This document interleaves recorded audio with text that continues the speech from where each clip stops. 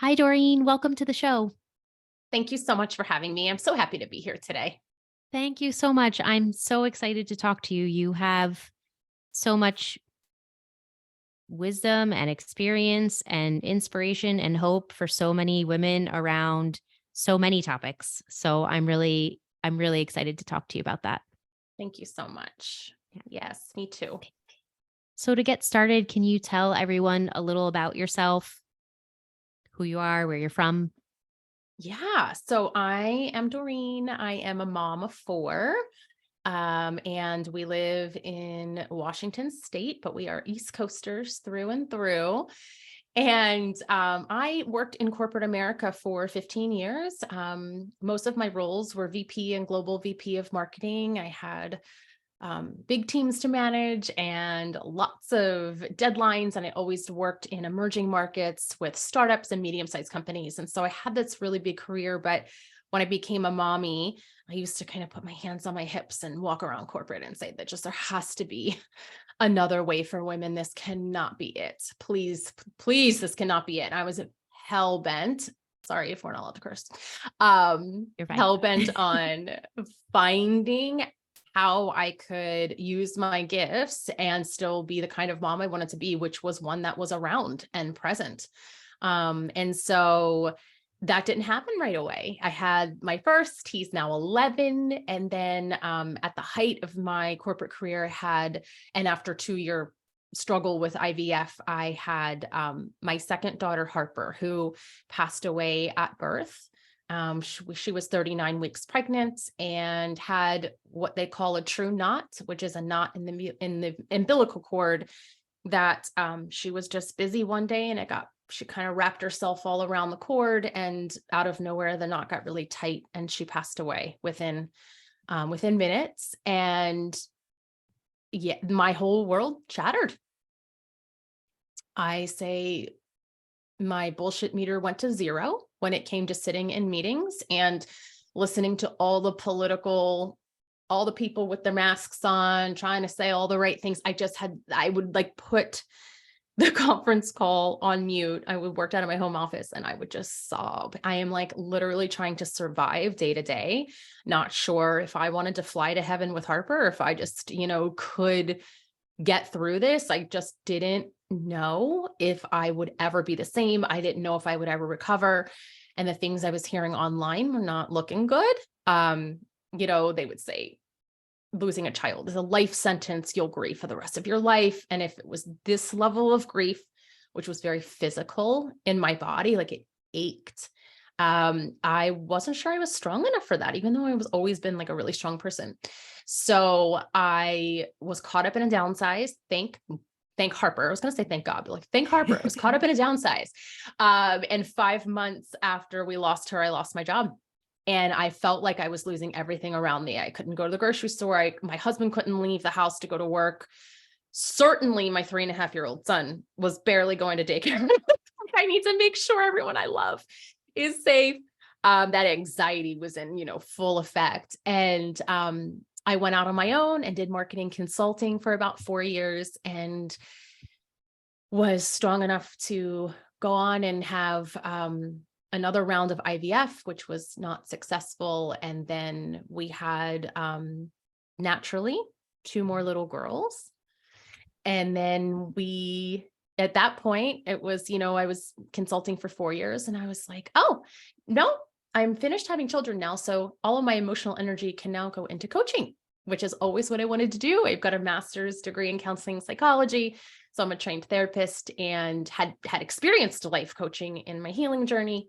And so now I am a trauma and business coach. So that is what I do all day, every day, is I work with people's nervous systems and help them grow really incredible lives. It's amazing. Your story is amazing, and just all that you shared, even that bit, it's so hopeful for so many people.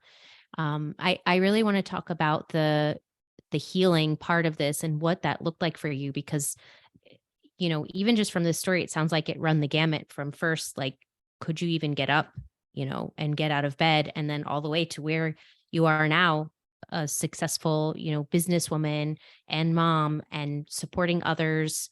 You also have a nonprofit. We'll get into that too. Yeah. But what did that look like going from such a low place to such a positive place? So it's been 7.5 years, and it looked like doing whatever it took. So in the beginning, what I knew as a therapist was that therapy could help me. And so I went right into therapy. I did not, I did have a therapist. Coincidentally, my son and I had gotten into a car accident. And I had a therapist from that because I was really, really shaken up after that. Our car was totaled. We were fine, but it was just really scary. And I had a therapist that I would see kind of now and then around that. So she was my one of my first phone calls. She had also lost a baby at 5 months. So, and I had known that. And so I went right into therapy with her. And I did that for a little while, but it wasn't really working. And this is what I say with therapy, with coaching, like it is all about the connection with the person that is helping you. And I knew that I just wasn't progressing. It was like, Mm. I was still crying all day, every day. And now I know it's because I was depressed and I had just lost my child. It's like, I just wanted to get to the other side. Like a couple months is not going to do it. But anyway, I ended up switching therapists, and I found my grief therapist who I think knows Harper as well as I do, because I just like diarrheaed everything onto her. And I went twice a week for as long as she would let me. If she would have let me come 3 times a week, I would have. It was the only thing that made me, that gave me even like a 1% piece of relief. And she was just so wonderful. And I would go and we would pull angel cards at the end. Like we were always very spiritual, because from the very beginning, I was very, very connected with Harper. I've always been spiritual. I was raised Catholic. And so I was so angry with God that because there was no one to blame. This was a complete accident. And, some people in my family wanted to blame my doctor and whatever. No one goes into this profession trying to kill babies. Like this was truly no one's fault. And it wasn't my fault. Although as mothers, that always is in the background. Could I have done more? Could I have done more? And so, well, that the could I have done more throws me right off my game. It's like past that. Could I have done more? Could I have done more? Right? Because that is just so deep rooted in us, like as parents. So now I forget what I was even saying. But I went to therapy. And I went twice a week for a really long time, and we didn't have the money to go to therapy. We had spent all of our money on IVF. So, and I was all out of pocket. So it was like, we had done 3 rounds of IVF by that point, and all out of pocket. And I just was like, I was hellbent. I was like, I have a son and I have a husband, and I want to serve and I want to heal. And even in your darkest moments, there's that desire for life. It's still there. Even when you can't find it, it's like, it's there. It doesn't mean the darker thoughts weren't there. But when I started to have them, I got myself help. And that included medication, that included whatever help I needed, I was willing to do, even though I didn't want to. I didn't want any of this, right? Like I didn't want any of it. So I went to therapy, and and my therapist and my doctor, now I had this whole care team. I had my OB and I had my doctor, and I went on medication, which helped lift. It didn't relieve my pain. It just helped me come out of the hole a little bit so that therapy could work. And then from therapy, which I didn't want to go on medication. It took me like 4 days to pick it up. It was awful. And then from therapy, I did that for like probably 2 years, and I love my therapist deeply, but then I felt like there was more. I could feel it. I could feel there had to be more, because right under the surface were tears all of the time. And so then I had a life coach walk into my life, someone I knew was coaching, and I was like, "Ooh, a life coach." I didn't know where to find one of those. I was like, "Ooh." So I had a conversation with him. He was a Tony Robbins trained coach. So it was very like in your face. And at the end of the first session, I was like, that's my dream job. Not the way he delivered it, not him, but Right. the way I would do this hopeful teaching. And so I did I experienced life coaching. And then, as you know, I went on and I have bought so much life coaching for myself. Just that's really how you learn to take track of the mind. And then I found the nervous system coaching by the grace of Harper. I met my nervous system coach inside of a business mastermind, right, with other coaches. And that I just knew by the sound of her voice, like my spirit knew she had the next step of unlocking for me. And so I've been on a 2-year journey. I started with the nervous system work. I knew nothing about it. I was like, what are we doing here? Like, what? I knew trauma lived in my body. I knew there was more. And I just took the next step that felt like it could help me no matter the cost. Because my child was worth it and my marriage was worth it. And then the nervous system work started to work. And then my coach opened a school. And so I got certified. I spent a year getting deep into the science behind the nervous system work and all the pioneers who've come way before me. And so now I do this work all day for myself, for my own healing. But also I help others even know that it exists, because having had these tools sooner would have been incredibly helpful. Right. Well, it sounds like for you, they came at the moment they were meant to, Yeah. based on the other things you did, I guess, right? Like Yeah. for the therapy, you mentioned having a grief therapist. Mm. Is that something you recommend for when people are first starting out on this road of healing? Yeah, or a grief coach. Okay. Uh, Someone that's Um, trained with like yes. these grief experiences. Yeah. In fact, now that I'm in the coaching world and I'm with these like really brilliant coaches and have been trained, I'm a trained coach, and now I'm also a trained therapist. Trained Yeah. in coaching is actually a bit more robust. I know I hate to say that because all the therapists are going to yell. But and maybe it's hard for me to see the difference because I have all of that in me. Right. But because we're not diagnosing, especially with the nervous system, like if you can find yourself a trained nervous system coach, that's really what's going to unlock. But yeah, I mean, therapy, it's whatever you're comfortable with. So Okay. what I was comfortable with was therapy. And then I Mhm. became comfortable with coaching, and then I became comfortable with the nervous system. And so it is also about who you're comfortable with. And if you'll just know, like it'll feel like your heels are digging into the sand, but you're kind of grabbing their hands. Like, I think you can help me, but oh my God, I'm so afraid of what we're going to uncover. Yeah. Yeah. Yeah. And over those years, then you went on to have your other children. Yeah. That was while you were doing some of these other trainings? Oh yeah. So all of my emotional energy was focused on having more children, and it was while I was in therapy. I'm trying to think back. So therapy and then life coaching came after my third, and while I was having my fourth. And really it is just like, and some people, you'll like I said, you'll just kind of know if there's more to be done, because you won't you I, for me, I didn't want to settle for a subpar life. I felt like I wanted to live a big beautiful life for me and Harper. So now I have to live for two. And that means looking at all my stuff. And what's interesting is, while there's obviously a lot of grief to look at, a lot of trauma there, physical trauma there to look at, there was other stuff in my life that I had been neglecting. And it's like, oh my gosh, this has freed me so much, because it has led to so much healing on so many other levels too.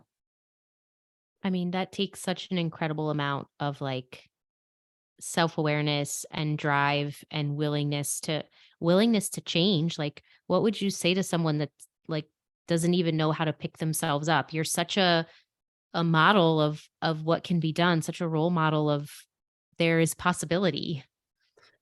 It is so hard to pick yourself up from that place. And sometimes you don't even know you're in that place. that was it for me. It was like, cause I had the loss of Harper. So I had depression and anxiety. And then I also had postpartum on top of that. Looking back, I now see I had it with all of my kids. And so I was just not functioning. And my daughter had just died. And so of course you're like not functioning. Right. Right. But I think the biggest thing is like using your voice and just sharing with other people that like, oh, these are the kinds of thoughts I'm having. And even if they're scary to you. So, because sometimes it takes that other person to grab your hand and say, okay, we're going to call the doctor. We are going to, I'm going to find you a therapist. It's like, especially in those early days. And by the way, early days, I'm talking months, like I'm not talking days. And for some people, it can be years. It's just letting other people in to what's really going on, no matter what that will do to them. A lot of us, especially, we don't want to like scare our parents or tell our friends or have them worry about us. Right. But it is, and maybe that is calling your doctor and telling them the truth. Like just call someone who, you know, can help you, and can be strong enough to take it. And if you don't have anyone in your life strong enough to listen, tell them anyway. During this time, you also created a nonprofit to help other grieving families.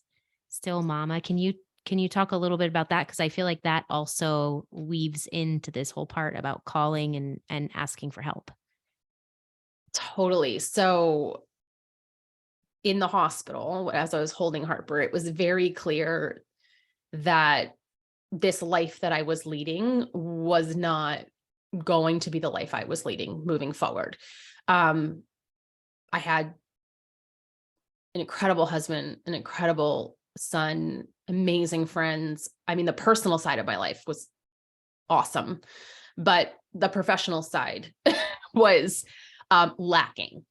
And it's like I was able to put on glasses for the first time and see. And I remember saying, the only way I'm going to survive this is to live a life of service for the rest of my life. And I knew I wanted to serve moms, but I was not in a place to do that. I was not in a place to serve moms of loss. And I said to myself, like, I'll just wait as long as it takes. Like I will focus on my healing, and then eventually I'll find a way to give back. I know myself. I know that this is going to be part of my healing too. For so many moms, creating nonprofits are part of our ways to keep our babies in the world and children, and keep them alive. So it took me 3 years before I was able to publish my first blog. And I started as a blog, and I was just really to a place where I wasn't going to write anything that I couldn't give hope for at the end. And so I knew I needed to be in a place with my own personal healing where I wasn't being that place online that was saying like losing your child is a death sentence. Like, hello, why would, I mean, I'm already feeling like I'm not sure about this, right? And then to read some of that stuff. So just be so careful about what you bring in, what you watch, what you bring in, because you're so vulnerable. And I didn't want to be that. I wanted to be the opposite of that. And so it created this blog, and I started to blog weekly, and I love to write. And I was always told in marketing that I wasn't a good writer, that I, just was a horrible writer for a marketing executive. How could you be such a bad writer? Well, I'm a very good writer. Apparently when I care about it.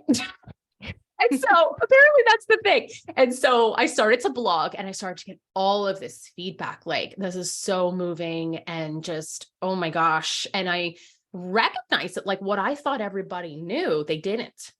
Even people in my life, they had no idea. And so I started to write about my experience losing Harper and first Christmases and, some of the things that I really, really, really wanted other moms of loss to know. So that went on for about 3 more years. where I was just writing, and I would write a lot in the beginning, and then I would pull back, and then, we would have a baby, and it was, it was whatever I needed. And I didn't push myself. I was really supportive of myself. And then I decided that we wanted to do more. I wanted to create community, which is a big part of who I am, in both of my professional, like, things that I do, is creating community. So I wanted a space where there was an online community aspect. So I turned the blog into a nonprofit. And if you ever want to turn a blog or anything into a nonprofit, and you don't have the money for, like, pay for the website, whatever, just do a GoFundMe. I literally set up a GoFundMe account. Friends, family, random people donated. That helped me build a website and do certain things that I, couldn't do. I put as much money as I could, but then there were other things I had to do, like file, properly for the nonprofit, all those things. So, we turned it into a nonprofit, and we created a community. So it has a community aspect where people can share their stories. What I found with that, though, is that people want to go read other people's stories. They don't necessarily want to share. And I was that person. So we're actually revamping that. I'm really excited about that. We have big plans for that this year. And then now, in the past 6 months, we have started to give bereavement boxes to the hospitals, as many hospitals as will take them. So I was given a bereavement box, and in it was a blanket and this really beautiful necklace, one for Harper, one for me, her bereavement gown that she was cremated in, and then one for me to keep. So I have that, and some other, like, small things. And it's like my most treasured physical possession.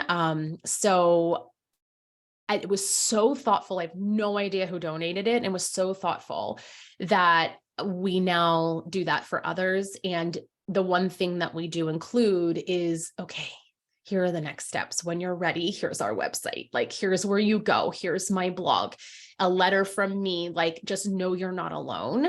And so we're in 3 states right now, and I hope to, go national, like, ASAP. And it's called stillmama.org. And my mom packed, like, the boxes are in my office. Like, my mom packs all the boxes and does all the outreach.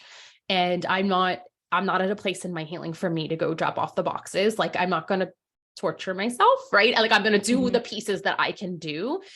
But my 3 kids, like, they hug every single blanket before it goes in, and they, like, pack the boxes, and it's like a whole family thing. It's amazing. And for them to like, they talk about Harper. Someone in our house says her name every single day, like, without fail. She is a huge part of our life. And with a nonprofit, I'd be like, oh my gosh, more things came for Harper. It's just like, it's so normal and natural for us to say her name and talk about her.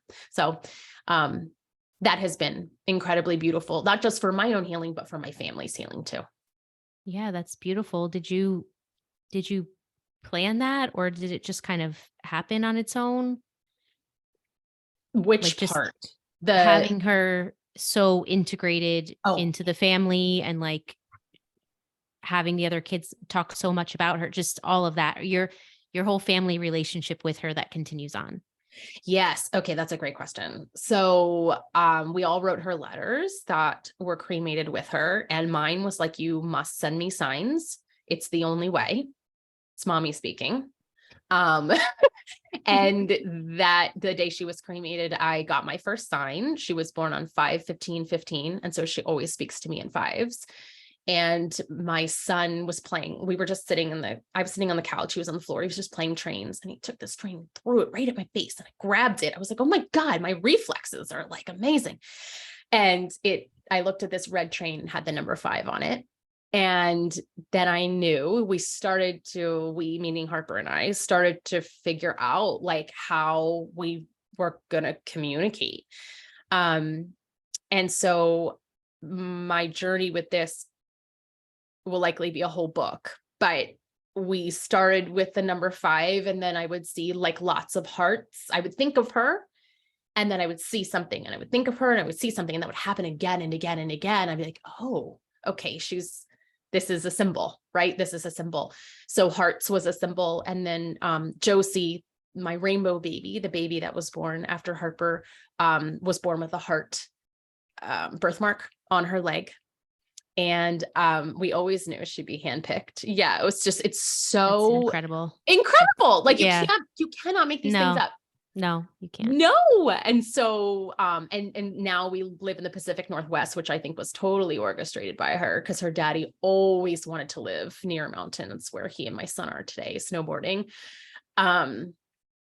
And we find heart rocks all of the time. Like if you follow me on social media, there are we have, and then so what happens is like, so I had this experience with her, and my husband's like, I don't even know if God's real anymore. Like, he is going, he's got his own journey. And, then he kind of came around, because he's like, you literally cannot make this up. Like I have so many examples of daily how she shows up. So, and then of course, Michael was always there with me, my son. And so he would hear, and we would just talk about it, and I wouldn't force it. I was never one to like say like, let's sit down and talk about Harper. But we would have, we would celebrate her birthday every year. And then for the little girls, she's just a part of our conversation. Like, it's just, we have the nonprofits, mommy lost a baby. They have a lot of questions about how did she die? I mean, they must have asked that question like 100 times. They like just don't quite understand. And so I just answer all of the questions. And my little guy's grief is different now. He knows he has the capacity to understand that he's missing a sibling now. So she just makes herself known, and we love it. And every family vacation, she always makes herself known. She always sends us a rainbow. It's just incredible. So while I feel like, yes, I am deep in the grief of like her not being here, especially this time of year when we're recording this around Christmas time. But our connection has only grown, which I never knew. No one told me that online. No one was telling me about that. Like, I didn't know there was this opportunity for connection. And that's one of the biggest things, is that what I would say that's the most healing thing has been finding a way to be open enough to see the signs that are coming in. I mean, that takes an incredible amount of also your own determination when you wrote your letter and insisted that you keep in touch, like that you could have that showed your openness right there to then blossom into so much more. It's such amazing.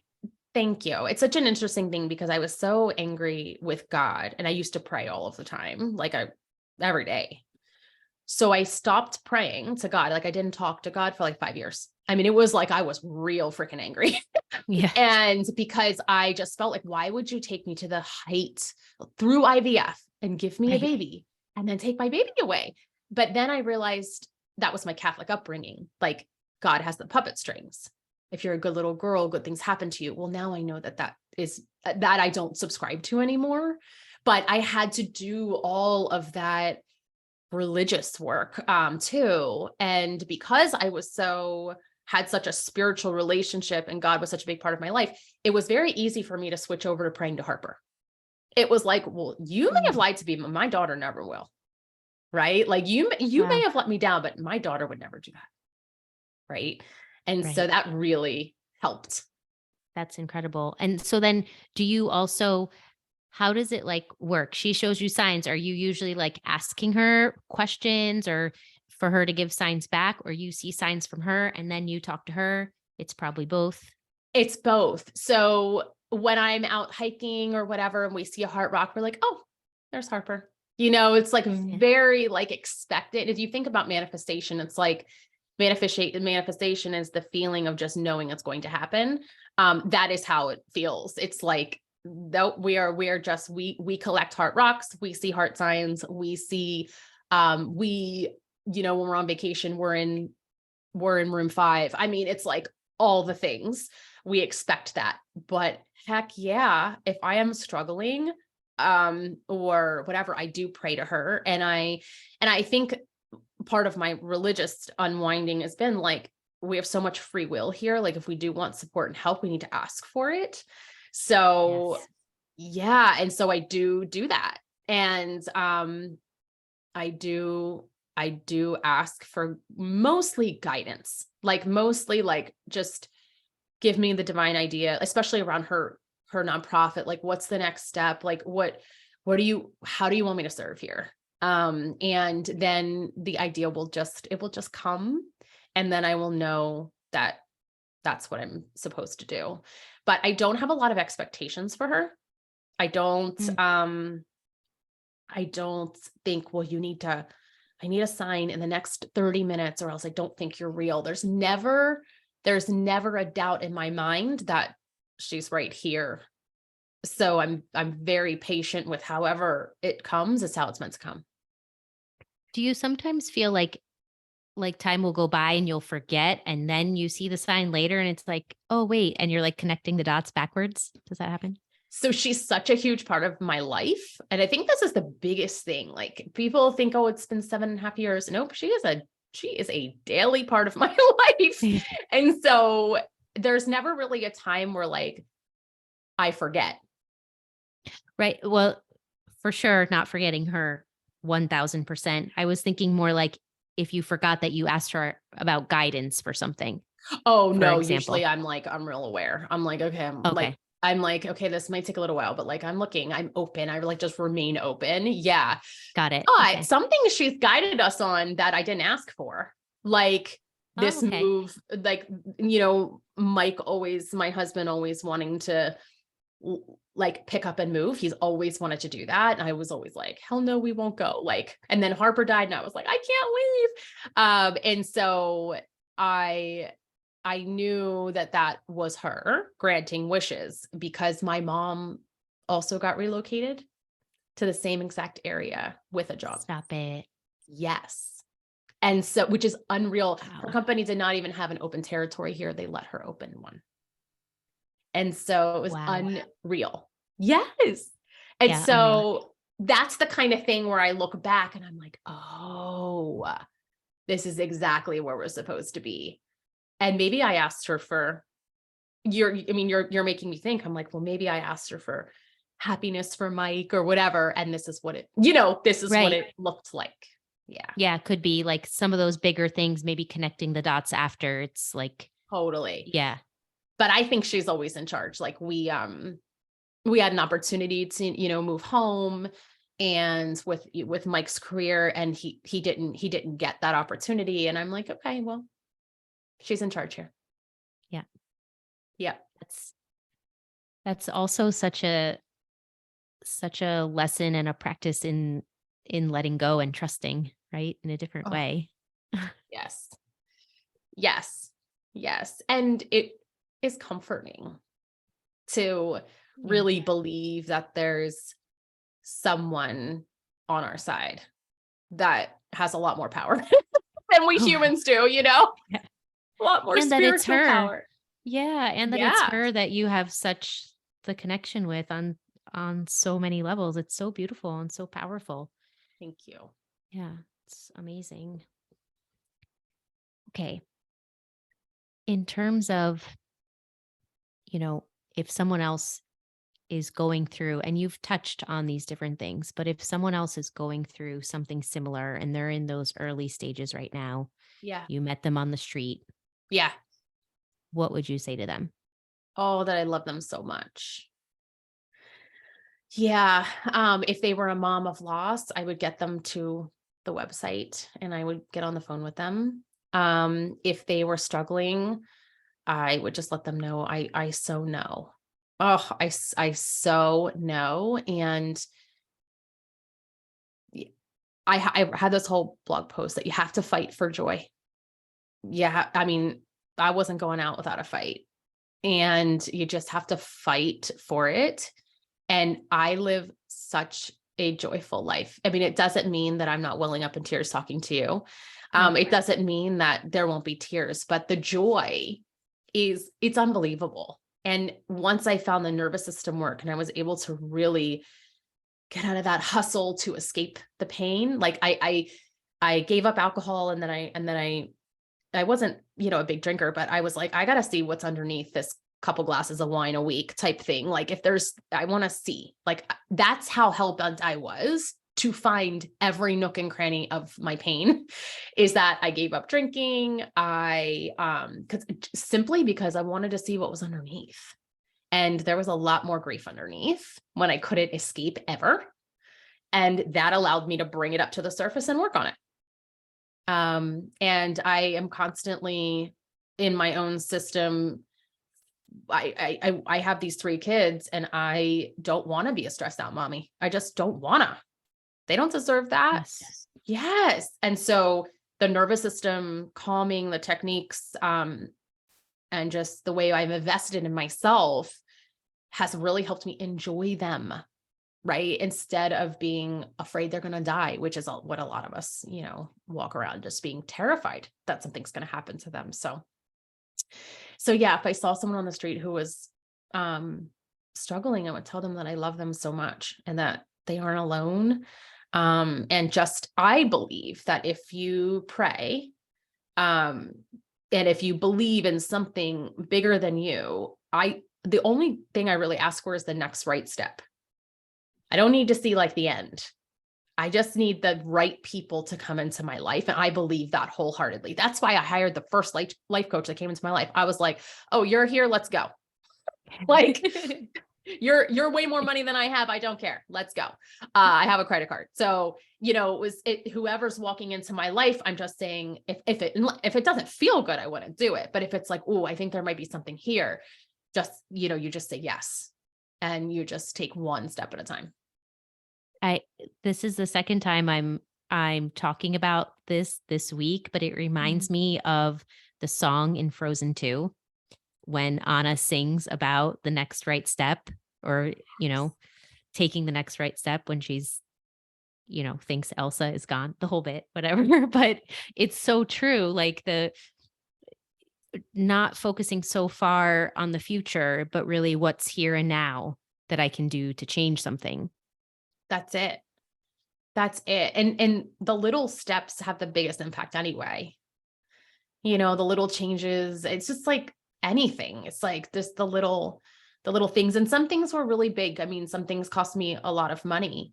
But I have the kind of relationship with money. It's like, I'm in business. I can always make more. And all of us, we can always make more money. And some of these things were expensive. I mean, I've talked to mediums. I have done all of the things. Like, yeah, there's very little I haven't done except, I didn't use drugs. I'm like, how did I get out of this without like really trying to escape the pain? I'm so proud of myself. So yeah, I mean, it's just the next right step. And then just being open to seeing it. Like, if you're going to ask for something and it comes and it doesn't come in the form you think, okay, it's okay. Doreen, it's just so incredible. I just have to say, I feel like I've said it, but I have to say again how amazing you are, Thank you. how much determination all of this takes, how much grace and love, and just your drive to serve and help others. It's really incredible. Thank you. It's really, really incredible.